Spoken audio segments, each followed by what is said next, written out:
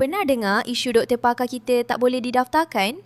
Dah tamat belajar susah payah tapi tak boleh dipanggil pakar? Inilah yang dipanggil krisis parallel pathway.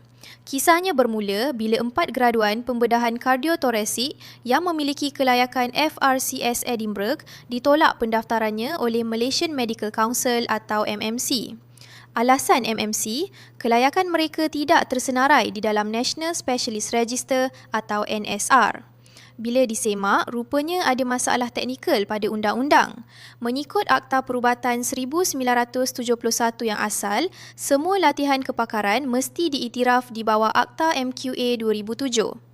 Masalahnya, program Parallel Pathway ini dikendalikan oleh badan profesional antarabangsa seperti Royal College UK, bukannya pihak universiti. Jadi, mereka secara teknikalnya tidak boleh mendapat akreditasi MQA. Akibatnya, status doktor-doktor pakar kita ni tergantung dan terperangkap dalam limbo perundangan. Untuk selamatkan keadaan dan masa depan pakar perubatan kita, pada 15 Julai 2024, Menteri Kesihatan Dr. Zul telah membentangkan RUU Perubatan Pindaan 2024. Pindaan ini memadamkan rujukan silang kepada Akta MQA.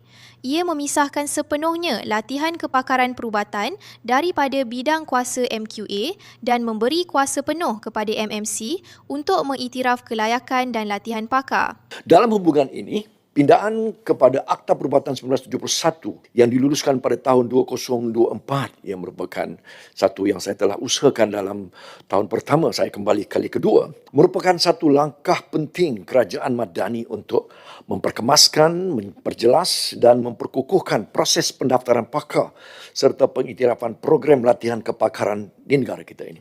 Ia di samping mewujudkan asas perundangan yang lebih kukuh supaya proses pengiktirafan dapat dilaksanakan secara lebih adil, secara lebih terus dan secara lebih tersusun. Kesimpulannya, pindaan ini bukan sahaja selesaikan kemelut parallel pathway, malah ia mewujudkan satu sistem pendaftaran yang jauh lebih teratur. Hasilnya, negara kita tak akan kehilangan bakat pakar perubatan dan rakyat akan dapat perkhidmatan kesihatan yang jauh lebih baik.